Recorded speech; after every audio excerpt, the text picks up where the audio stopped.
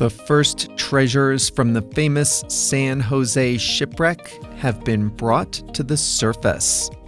Hi, it's Jeff, and this is Plain English, where you get to learn about the world and upgrade your English at the same time.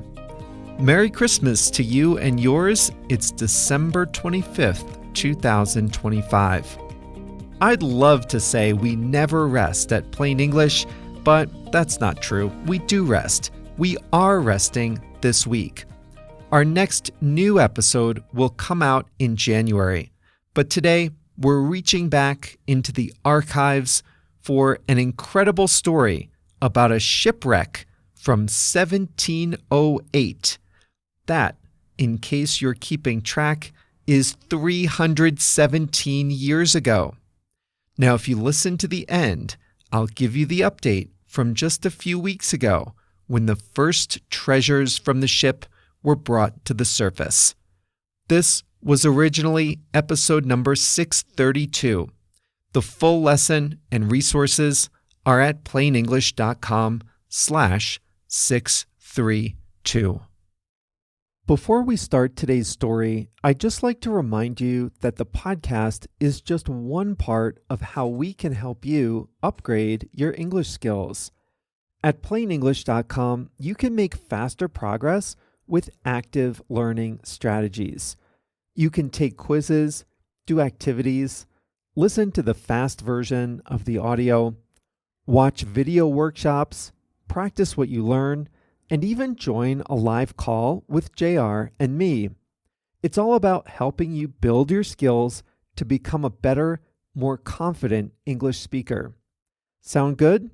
Go to plainenglish.com to start your free 14-day trial today. Now, let's jump into today's story.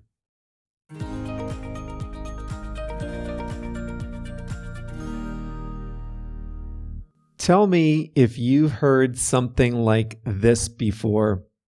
When the doomed ship left Europe, it was considered one of the most advanced of its age. I'm not talking about the Titanic. I'm talking about the San José. And it's not buried in the frigid waters of the North Atlantic, but in the warm Caribbean waters off Cartagena, Colombia. It sank 200 years before the Titanic. The San José was part of the Spanish treasure fleet, large ships designed to facilitate trade between Spain and its colonies in the Americas. And in June 1708, it set sail from Portobelo, Panama, to Cartagena, Colombia. It was in a fleet of 17 ships traveling together, and it carried a treasure trove of gold, silver, gems, and jewelry mined and collected from the South American colonies.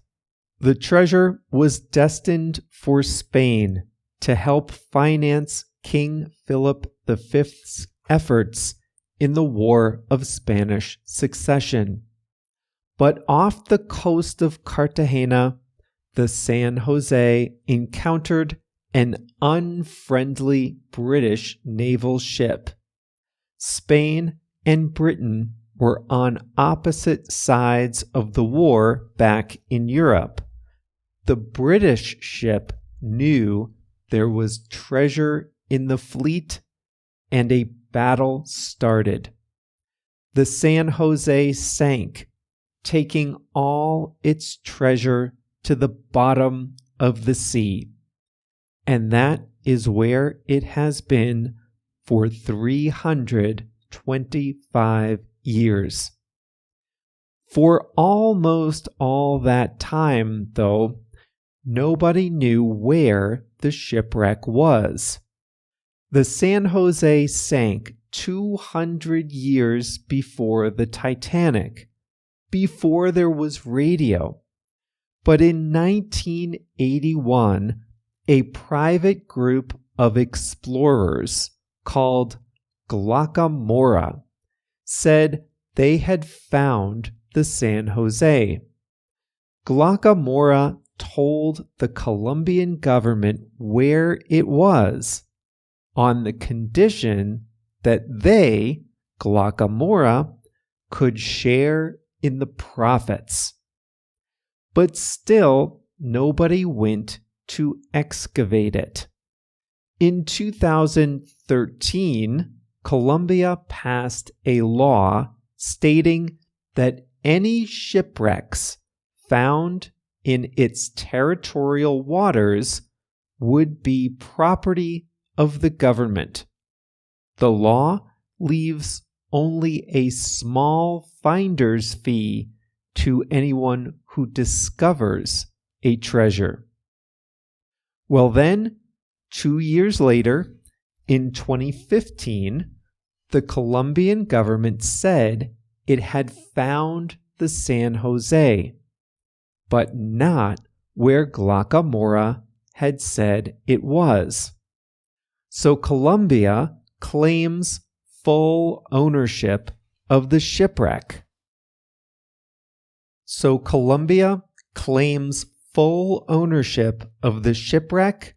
And they don't believe they have to share any of its treasure with anyone else.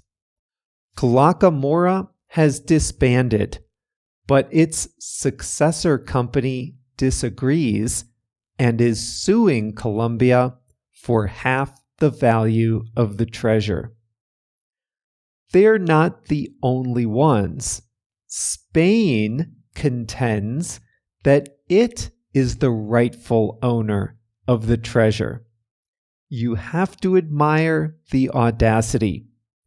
It is true that the San José did belong to the government of Spain when it sank, but it was carrying treasure that was mined and collected throughout its colonies in present-day Peru and Bolivia. And indigenous groups from those areas argue that it was their ancestors who were forced to mine that treasure from their territory, so they should be entitled to part of the treasure. There's a number being tossed around, 20 billion. That's what some people have said the treasure would be worth in US dollars. I am highly skeptical of that number. First, it's based on the best estimate of what the ship was carrying at the time, but that may or may not be fully correct. A true inventory is not known. Second, the value is based on the market value of the metals and the jewels in today's market, but there's no way to know what condition the treasure is in. Why are we talking about this today? The current president of Colombia, Gustavo Petro, has instructed his culture ministry to fast-track a project to resurrect the San José from its resting place so that the treasure can be brought to the surface. You guessed it, before his term in office ends in 2026. Archaeologists and preservationists in Colombia say the government has not assembled a team of experts on deep sea preservation, and they have not established scientifically valid procedures to excavate the wreckage in a way that would allow it to be studied in the future. They worry that irreplaceable clues to the history of their continent are needlessly being put at risk, all for an artificial political timeline.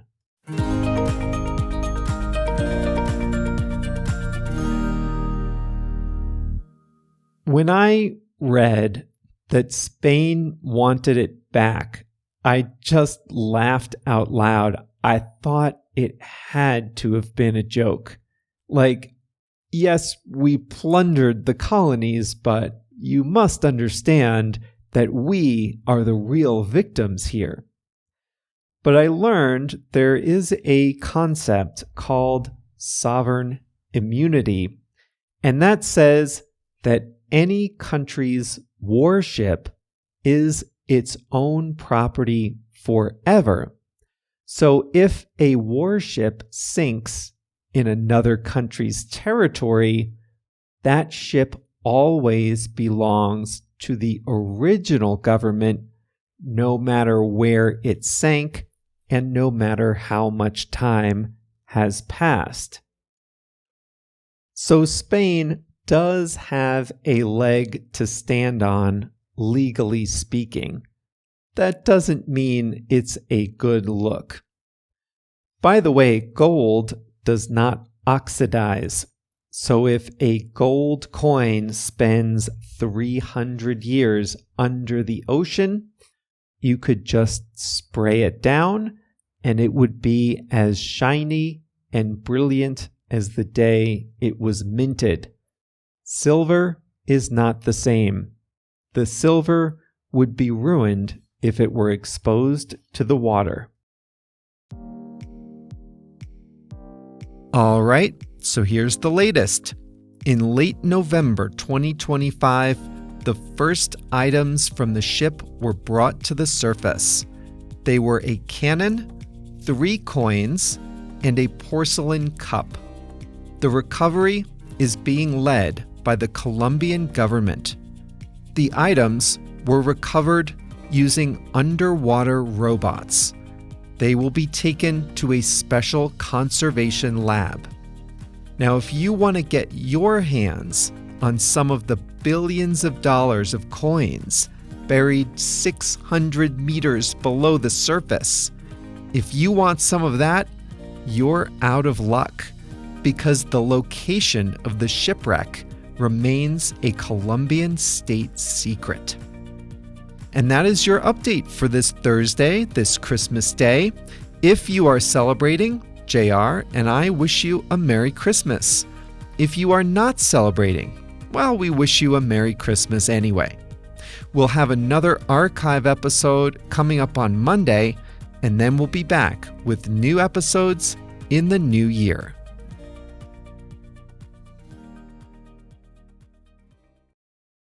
Listen up if you speak Spanish, Portuguese, Chinese, German, French, Italian, Japanese, Polish, or Turkish. One of the most frustrating things about listening and reading in a second language is being confused by unfamiliar words or phrases. When you listen to plain English, or when you read the transcript, you probably encounter some words you don't know. When that happens, you have a few options. You can stop the audio, go look up the definition, then return to the episode, find your place, and press play again, but that's exhausting. Or you can just skip it and be confused. That's no fun either. But what if you could see the translation of the word into your language instantly without having to stop the audio, without having to look anything up? Well, you can at plainenglish.com. For each episode, we translate about 100 words and phrases from English to 9 languages: Spanish, Portuguese, Chinese, German, French, Italian, Japanese, Polish, and Turkish. And we highlight those words in blue. All you have to do is hover your mouse over the highlighted word, and you'll see the translation instantly. It works great on mobile too. It really makes listening a lot more satisfying, and it's a great way to expand your vocabulary in English. The best way to see these translations is to sign up for a free 14-day trial at plainenglish.com. During your trial, you can read as many transcripts as you like, all with the translations into your language. So sign up for your free trial today at plainenglish.com.